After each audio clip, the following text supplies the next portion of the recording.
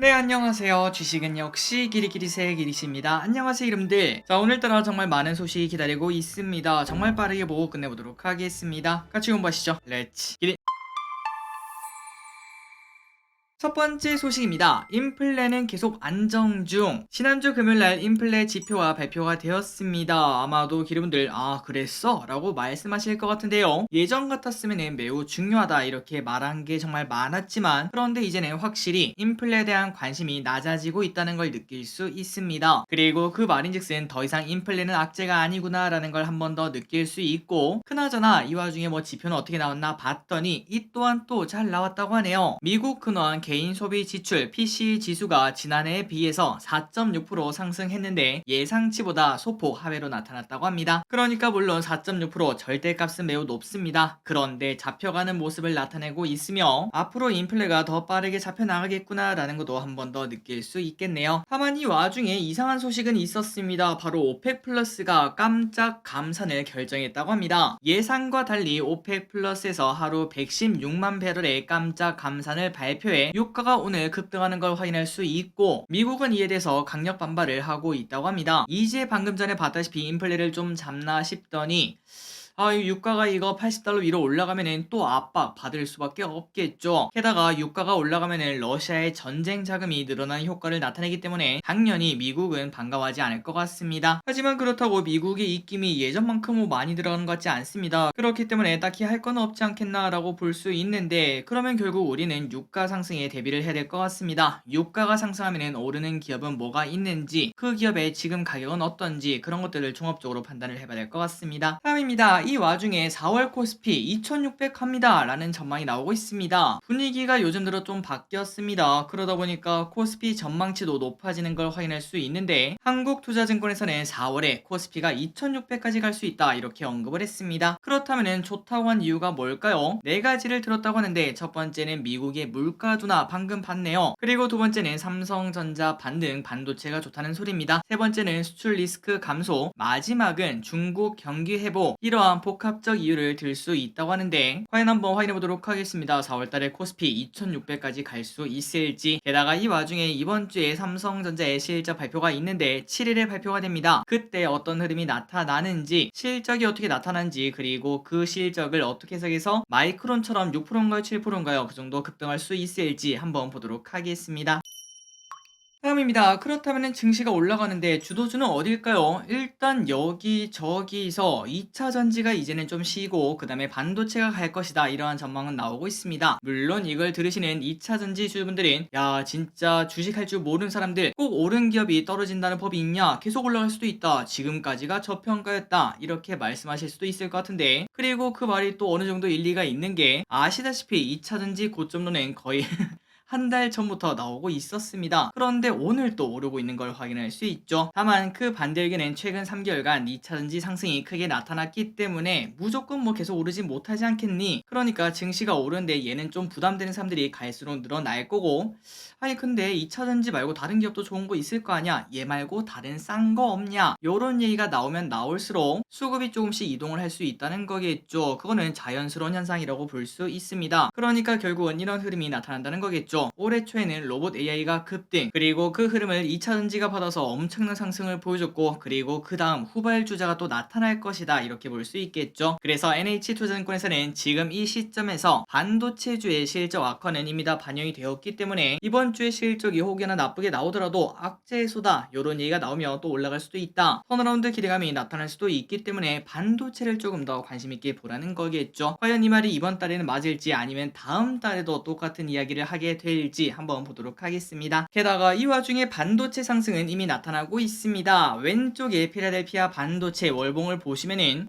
꽤나 많이 올라왔죠. 하락의 반 정도는 회복을 했습니다. 그래서 우리가 이런 걸 봤을 때 반도체주의 흐름이 기대가 되는데, 우리나라에서만 호재가 나오는 게 아니라 전 세계가 같이, 특히 미국이 올라오고 있다는 거, 이게 매우 중요하겠죠. 필라델피아 반도 지수가 1년 만에 최고치를 찍었다고 합니다. 그리고 이렇게 올라간 이유는 이제 턴어라운드 가능성 플러스 인공지능 분야에 대한 성장 대한 가능성 요 두 개가 같이 이렇게 가격을 끌어올리고 있다고 하는데 과연 어디까지 갈지 한번 보도록 하고 그리고 그분들이 한국에 대한 믿음 야 삼성전자 그거 뭐 올라봐야 뭐 7만 전자 아니냐 이렇게 생각하신다면은 필라델피아 반도체 지수 요 녀석을 그냥 사보는 것도 꽤나 괜찮은 투자 방법이 될 수 있을 것 같습니다. 다음입니다. 혹시나 이제 반도체에 대해서 좋은 소식만 가져와서 야 이거 역시 반도체 아저씨다 이렇게 말씀하실까봐 악재도 하나 가져왔는데요. 자 반도체의 악재는 지금 현재 존재하고 있습니다. 주말 사이에 따끈따끈하게 악재가 하나 튀어나왔죠. 바로 중국이 마이크론을 때린 거. 그래서 마이크론은 4%나 급락한 바 있는데 오늘 이제 이틀째 아니겠습니까? 연속적으로 하락할지 한번 봐야 될 것 같습니다. 어쨌든 중국이 자신들의 규제에 대해서 반발하며 마이크론을 때린 걸 확인할 수 있고 게다가 중요한 거는 마이크론에서 끝이 아니라 다음 타깃이 있다고 합니다. 퀄컴, 인텔 이 두 개도 타깃이 될 수 있다는 거겠죠. 그래서 이제 반도체에 대한 어떤 흐름이 나타날지 걱정이 많아지고 있으며 특히 퀄컴 같은 경우에는 전체 매출 중 중국 관련이 64% 수준이라 타격이 클 수 있다는 의견도 나온다고 합니다. 그래서 물론 국가 간의 이러한 견제 이거를 우리가 예측하기는 쉽지 않겠지만 어쨌든 공부는 한번 해보시면 좋을 것 같고 다만 이 와중에 중요한 건 우린 이겁니다. 야 한국은 그러면은 반사수혜를 보는 거냐 아니면 덩달아 같이 빠지는 거냐 일단 오늘 봤을 때는 오늘 반도체가 조금 빠지는 흐름을 나타내고 있죠. 그래서 일단 시장에서는 조금은 안 좋은 악재다라고 해석을 하는 것 같은데 아마 그 이유는 언제든 중국이 미국도 때렸는데 한국도 못 때리겠냐 요런 얘기가 나오고 있기 때문에 걱정이 나오고 있는 것 같습니다. 그래서 일단 가장 중요한 거는 오늘 저녁 마이크론 주가겠죠. 어떤 식으로 흘러갈지 한번 보도록 하겠습니다. 다음입니다. 에코프로빔을 보도록 하겠습니다. 진짜 엄청난 차트입니다. 왼쪽에 보다시피 쭉쭉쭉 올라가고 있는 걸 확인할 수 있는데 이 와중에 유한타증권은 목표가를 26만 1,000원으로 인상을 시켰다고 합니다. 그리고 그 이유는 미국 내 수주 모멘텀으로 상승 여력이 여전히 남아있다 이런 평가를 내렸다고 하는데요. 그리고 이제 이번 주말에 나왔습니다. 이번 IRA 세부 법안에서 양극활 물질이 핵심 광물로 포함이 되며 양극재 기업들의 지역에 대한 불확실성이 사라졌다고 합니다. 따라서 이제는 증설을 결정할 수 있다며 증설 발표가 이제 튀어나올 것을 예상을 해볼 수 있고 그거는 당연히 호재이기 때문에 추가적 상승 가능성 있다는 거겠죠. 자 과연 에코프로비엠 26만원까지 한 번 더 올라갈 수 있을지 사실 뭐 얼마 남지도 않았습니다. 10% 남짓 남았죠. 거기까지 한 번 더 갈 수 있을지 보도록 하겠습니다. 하지만 이 와중에 다른 소식도 있습니다. 외국계는 조금은 어두운 시각을 보여주고 있는데요. 그래서 이제 혹자는 야 이거는 공매도 세력들의 시각이다 라고 말씀하시겠지만 어쨌든 도대체 무슨 생각인지만 한번 보도록 하겠습니다. 해외에 있는 JP모건, 맥쿼리 이러한 IB는 에코프로빔의 목표가를 대략 15만원 내외를 제시하고 있습니다. 물론 이 와중에 조금 높게 제시한 JP모건 19만원, 노무라 30만원 이런 기업도 있지만 타 기관들은 12만원을 써낸 것도 존재한다고 한데요. 그렇다면 안 좋게 보는 이유가 뭐냐? 조금은 너무나 심플합니다. 과도한 기대감으로 단기 급등이 과도하다 이런 의견이라고 하는데 그러니까 단순히 많이 올랐다 라는 거겠죠. 그래서 이 와중에 모건스탠리는 비중 축소 리포트를 냈고 HSBC도 지난달 20일 한숨 돌릴 시간이다 이렇게 말하며 매도 리포트를 냈다고 하는데 과연 많이 올랐기 때문에 빠졌다. 뭐 어떻게 보면 맞는 말이기도 합니다. 우리가 한 2년 전이었죠. 삼성전자가 96,000원까지 갔을 때 그때도 사실 빠진 게 많이 올랐으니까 빠졌다 이 말로도 정의를 할 수 있는데요. 과연 이번에는 어떤 결과가 나올지 한국계가 맞을지 외국계가 맞을지 한번 보도록 하겠습니다. 다음입니다. 1분기 IPO 시장 수익률 125%. 우리가 그냥 1분기에 공모주 전부 다 청약을 해서 가만히 냅뒀다면 평균 수익률이 125%나 되었다고 합니다. 자, 1분기에 IPO한 기업들이 그렇게 많지는 않았죠. 17개밖에 없었습니다. 전년 동기 대비 4개가 적을 정도로 확실히 인기가 줄어들었었는데 게다가 이 와중에 흔히 말하는 대여급 뭐 카카오뱅크라든지 아니면은 뭐 크래프톤 요런 것들도 없어서 사람들의 관심이 많이 줄어들었는데 하지만 그럼에도 아마도 알고 계실 거라고 생각합니다. 매우 알찼다고 하죠. 그렇다면 이 와중에 가장 많이 오른 기업이 뭐냐? 꿈비로 수익률이 무려 470%를 넘겼다고 합니다. 대박이죠. 그리고 미래반도체도 수익률 400%가 넘는다고 하며 이 와중에 또 따상에 성공한 기업은 미래반도체, 오브젠, 스튜디오 미래, 꿈비, 이노진 등의 기업이 존재하고 있다고 합니다. 그래서 우리가 1분기에 나름 치킨값도 많이 획득해서 약간 따뜻한 흐름을 나타냈는데 지금은 조금 쉬어가서 살짝은 아쉽죠. 과연 여름에 또다시 뜨거운 장이 올지 계속 한번 공부해보도록 하겠습니다. 다음 소식입니다. 자율주행 10년 내 전환점 도달. 빌 게이츠가 영국 스타트업에서 개발한 자율주행차를 타본 후 경험을 공유했는데요. 자율주행차는 10년 내 전환점에 도달할 것이라며 PC의 등장만큼 극적 변화를 가져올 것이다 이렇게 이렇게 말했습니다. 그만큼 특별했다는 거겠죠. 자, 자동차가 자율주행이 된다면은 그럼 이제 어떤 생활이 나올까요? 당연히 뭐 차 안에서 책을 읽고 스마트폰도 쓸 수 있고 게다가 운전이 좀 불편한 노인 아니면은 장애인 이런 활동에도 도움을 크게 줄 것이라고 우리가 생각을 해볼 수 있습니다. 가면 갈수록 노령화 시대 아니겠습니까? 이 와중에 운전에 불편함을 느끼는 사람들이 분명 많아질 거라고 볼 수 있는데 그 안에서도 사건 사고도 또 생길 수 있고요. 요즘 들어 뉴스에 많이 나오고 있죠. 그런데 그런 부분도 전부 다 해결이 가능하다고 볼 수 있습니다. 그렇다면 자율주행차는 어디서부터 시작할까요? 당연히 장거리 트럭 운송이겠죠. 그리고 그 다음은 배달이고 다음이 승용차가 될 것이라고 전망을 했습니다. 그래서 우리가 이제 이런 걸 봤을 때 우리가 작년에는 저 기릿이 우주를 많이 공부를 했었습니다. 그 이유는 우주는 무조건 오는 미래다. 그 생각을 바탕으로 우리가 같이 공부했었고 그리고 작년 말에는 로봇주를 정말 많이 공부했죠. 이 또한 마찬가지 이유입니다. 뭐 언제 올지 모르겠지만 한 3년 안에는 오지 않겠니? 이 와중에 운 좋게도 빠르게 주가가 움직인 걸 확인할 수 있었는데 그렇다면 다음 타깃은 어디일까? 물론 여러 가지가 있겠지만 그 중에 하나는 자율주행이다 라는 걸 분명 우리는 생각을 해볼 수 있습니다. 지금 우리가 생각을 해보면 한 3년 안에는 한번 오지 않겠니? 라는 생각도 충분히 볼 수 있겠죠. 꼭꼭꼭 자율주행 관련주도 미리 공부할 필요가 있을 것 같습니다. 다음입니다. 미국, G7아 중국 같이 때릴래? 미국이 중국을 때리기 위해서 최선의 노력을 다하는 모습이 나타나고 있습니다. 이제는 G7 보고 중국 쪽에서 만약에 우리에게 경제 제재를 하면은 함께 대중국 관세를 인상하자 이렇게 제안을 했다고 한대요. 그래서 이번 G7 정상회의에서도 이 주제를 다룰 것으로 보인다고 합니다. 그리고 이렇게 하는 이유는 중국이 미국을 직접 때리는 게 아니라 주변 국가를 때리는 모습을 자주 나타내기 때문이죠. 얼마 전에는 호주의 소고기, 석탄 여기에 고율 관세를 매긴 바 있었고 그리고 시간이 좀 많이 지나긴 했지만 과거에 일본에게는 히토리 수출 금지 이러한 압박을 보여준 바 있습니다. 그래서 미국은 이런 부분을 방지하고자인지 모르겠지만 어쨌든 이러한 얘기를 하고 있다고 하는데 이제 증시가 조금 살만하다라는 이야기가 나오고 있는데 이 와중에 또 이런 악재가 나와서 살짝은 아쉽지만 어쨌든 이 와중에 또 미중 분쟁 관련주 이런 것들도 미리 공부할 필요가 있겠죠. 한번 기름들 앞으로 국제 정세가 어떻게 될지 공부해 보시면 좋을 것 같습니다. 다음입니다. 구리값 오른다고요. 자, 지난주 총괄 우리가 미리 한번 공부를 했었죠. 올해 들어 구리 가격이 상승하고 있으며 그 이유는 딱 이거밖에 없습니다. 중국에서 수요가 급증하고 있고 특히 신재생 에너지에 많이 쓰이기 때문에 올해는 역대 최고치를 기록할 수 있다 이런 전망도 나오고 있다고 하죠. 그리고 이 와중에 결국 주가는 급등하는 걸 확인할 수 있습니다. 왼쪽에 이구산을 보시면은 오늘 상한가 근처까지 가는 걸 확인할 수 있고 장 막판에는 어떻게 될지 잘 모르겠지만 야, 이 정도 기세면 상한가 가지 않겠나 라는 이야기도 나올 것 같죠. 그래서 기름들 앞으로 어떻게 될지 한번 공부해 보시면 좋을 것 같고 개인적으로 저 기릿은 이런 일이 생기기 때문에 우리가 미리 공부할 필요가 있다고 생각합니다. 물론 우리가 공부하는 모든 것들이 주가가 오르는 건 아니겠지만 하지만 실패할 때는 뭐 조금 실패하고 말지만 그런데 성공할 때 이렇게 확실한 보상을 주지 않겠습니까? 그리고 우리가 공부를 하면 할수록 데이터도 많이 쌓여서 성공 확률도 높아진다고 볼 수 있고 결국에 나중에 이기는 싸움이 아닐까라고 저 기릿은 생각하고 있습니다. 열심히 공부하도록 할게요.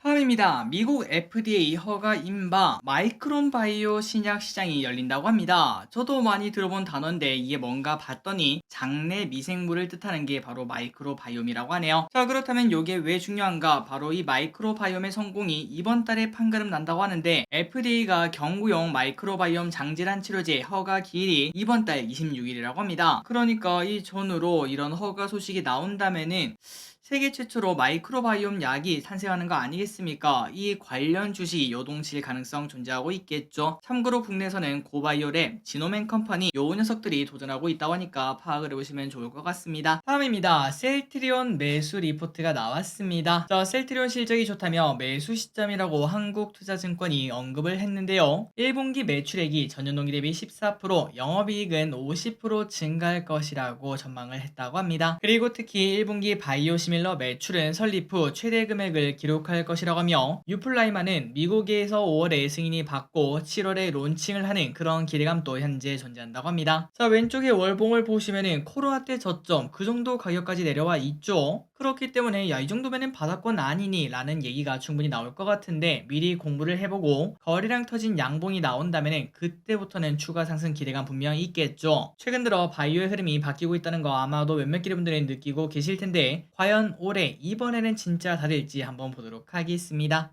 다음입니다. 신재생 또 매수해라. 유럽에서 신재생 에너지 확대 속도를 내고 있다고 합니다. 그래서 우리나라 신재생 기업들 실적은 좋은데 요즘 뭐 다른 2차 전지 가고 반도체 가고 요런 애들이 가다 보니까 수급이 부족해서 못 가고 있는 기업들이 분명 있는데요. 하지만 요 친구들도 분명 기회를 받을 수 있다고 합니다. 자, 유진투자증권은 이유가 목표로 세운 걸 달성하려면은 재생에너지 전력 비중을 전체의 70%까지 올려야 된다 이런 상황이라고 밝혔으며 당연히 수혜가 기대가 된다는 거겠죠. 참고로 올해 풍력과 태양광 발전 설비 신규 설치량은 전년비 2배 이상 증가할 것이라고 하니까 당연히 우리나라 기업들도 실적이 좋을 것 같습니다. 그때를 대비해서 미리미리 우리가 공부해놓고 또 좋은 기업이라면 매수할 필요가 있겠네요. 다음입니다. 공매도 재개 안함. 금융감독원장이 얼마 전 공매도 관련 이야기에 대해서 금융 불안정이 지속되면 공매도 검토 안 할 겁니다. 이렇게 언급을 했습니다. 그러니 기분들 공매도에 대해서 너무 걱정하지 마시고 최소한 코스피가 2600은 넘어가야 이런 논의가 나오니 얘기가 나오겠죠. 그때까지는 걱정할 필요가 없을 것 같습니다. 다음 소식입니다. 페이코인이 퇴출이 되었다는 소식입니다. 디지털 자산 거래소 협의체 닥사 기억나시나요? 작년에 위메이드 위믹스 코인을 상장을 폐지시켰던 거긴데 이번에는 페이코인을 상폐시켰다고 합니다. 참고로 페이코인은 업비트와 비썸, 코인원에 상장되어 있는 코인으로 다날, 주식회사 다날이죠. 요 녀석이 출시한 가상자산입니다. 그런데 이 와중에 상장 폐지가 되었다고 하는데 그 이유가 뭔가? 금융당국에서 자금 세탁 방지를 위해서 은행 실명 확인 계좌를 확보해라 이렇게 지시를 했는데 그러다 보니까 2월부터 서비스가 중단이 된 바 있다고 하죠. 그래서 결제 사업이 중단되면서 급격한 사업 변동이 발생했고 투자자 피해가 더 나타날 수도 있기 때문에 상장 폐지가 되었다고 합니다. 그래서 결국 다날은 이렇게 주가가 급락하는 걸 확인할 수 있는데 이런 것 때문에 코인에 관련된 기업들은 투자하기가 어렵다. 뭔가 바이오랑 비슷한 느낌이다. 라는 생각도 듭니다. 우리가 전혀 모르는 분야다 보니까 어떤 일이 나타날지 우리가 예측하기가 너무 어렵기 때문이죠. 다음입니다. 현대차도 구동 모델 씁니다. 자, 작년인가요? 완성차 업계들이 구동 모델을 도입할 수 있다. 이런 얘기가 나왔을 때 욕을 많이 먹었었습니다. 자동차를 운전하다가 날씨가 추울 때 열선을 틀려고 하니까 구독하세요. 이렇게 나올 수도 있다는 거겠죠. 하지만 결국 수입차, 특히 BMW에서 먼저 출시를 했고 이어 현대차도 시작한다는 소식이 나왔습니다. 그렇다면 첫 출발이 어딘가 바로 다음 달에 출시하는 EV9부터 구독 경제가 시작된다고 하며 돈을 더 내면은 최대 토크를 높여 차가 더 빨리 달릴 수 있게 조절을 한다고 합니다. 그렇다면 얼마나 차이가 나나? 제로백 기준 그냥은 6초가 걸리는데 구독하면은 5.3초 만에 제로백을 달성할 수 있다고 합니다. 물론 많은 분들이 운전하시면서 제로백을 굳이 할 필요는 없겠죠. 그래서 뭐 굳이 쓸모가 있겠나라고 볼 수 있지만 어쨌든 이런 것들부터 구독 경제 시작하는 걸 확인할 수 있고 또한 원격 스마트 주차 보조, 라이팅 패턴, 그리고 스트리밍 플러스 이런 것들도 구독 상품으로 운용을 한다고 합니다. 아직까지는 가격이 미정이라고 하니까 나중에 나오면 확인을 해보도록 할게요. 참고로 여기 라이팅 패턴 있죠. 이게 뭔가 궁금해서 한번 찾아봤더니 여기 보시는 EV9의 전면부 있죠. 여기가 약간 디스플레이처럼 나타난다고 합니다. 그러니까 조명이 단순히 이렇게 램프에서 빛이 나오는 그런 느낌이 아니라 디스플레이처럼 빛이 안에서 이렇게 튀어나오는 그런 구조라고 하는데 이 모양을 돈을 내면 바꿀 수 있다고 합니다. 그러니까 우리가 밖에서 봤을 때 물론 일반인들은 잘 모르겠지만 EV9을 잘 알고 있는 사람이라면 야, 저 사람은 구독했네, 돈 많이 버는 사람인가 보다 이렇게 말을 할 수 있다는 거겠죠. 어쨌든 이러한 구독 서비스가 나온다고 하며 그리고 참고로 BMW는 월 만 얼마, 2만 얼마 이런 구독 서비스를 이미 현재 진행을 하고 있다고 합니다. 다음입니다. 테슬라 판매량 전년비 36% 증가. 1분기 테슬라의 판매량이 전년 대비 36%가 증가한 42만 2,875대를 팔았다고 합니다. 아무래도 판매 촉진을 위해서 가격을 엄청나게 인하하며 이러한 결과가 나온 건데요. 그런데 그만큼 우리가 지금 생각을 해봐도 영업이익률은 좀 안 좋겠구나 라는 생각도 이어서 해볼 수 있습니다. 그래서 테슬라의 실적, 특히 영업이익이 얼마나 나올지 이게 매우 중요한데 1분기 실적이 4월 19일 날 발표가 된다고 하니까 관심 있게 보도록 하겠습니다. 다음입니다. 중국 경기 회복 기대가 중국이 제로 코로나를 끝내면서 회복 기대에 올라가고 있다는 얘기가 나오고 있습니다. 서비스 PMI가 2011년 이후 최고치를 기록했는데 서비스 부분의 성장세가 그만큼 강력하다는 거겠죠. 이에 중국 경기가 올해 6% 이상 성장할 수 있다 이러한 전망도 나온다고 합니다. 참고로 중국은 최근 지준율을 인하한 바 있는데 여러분들이 아시다시피 금리 인하가 가능한 유일한 국가죠. 이 때문인지 시티그룹은 최근 글로벌 금융 시스템 위기로 인해 비트코인이 피난처다 이런 얘기가 나오고 있지만 그런데 진짜 피난처는 중국이다 요런 표현도 쓴 바 있다고 합니다. 자, 과연 중국 관련주 어떤 식으로 흘러갈지 개인적으로는 매우 유망하다라고 생각하고 있습니다. 과연 연말에 한번 확인해 보도록 하겠습니다. 마지막 소식입니다. BTS 지민 빌보드 앨범 2위. 자, BTS의 지민이 발표한 솔로 앨범 페이스, 요 녀석이 앨범 2위를 달성을 했다고 하며 K-팝 솔로 가수 기준 최고 순위를 기록을 했다고 합니다. 참고로 우리나라 최고 기록은 똑같은 BTS죠. RM이 지난달 달성한 순위가 3위였는데 이번에 지민이 그 순위를 갈아치웠다고 하죠. 앞으로도 쭉쭉쭉 우리나라 K-팝이 승승장구했으면 좋겠습니다. 자, 오늘의 공부 여기까지 끝났습니다. 항상 이렇게 같이 공부해주셔서 진심으로 감사합니다. 지금까지 기리셨습니다. 빠이요.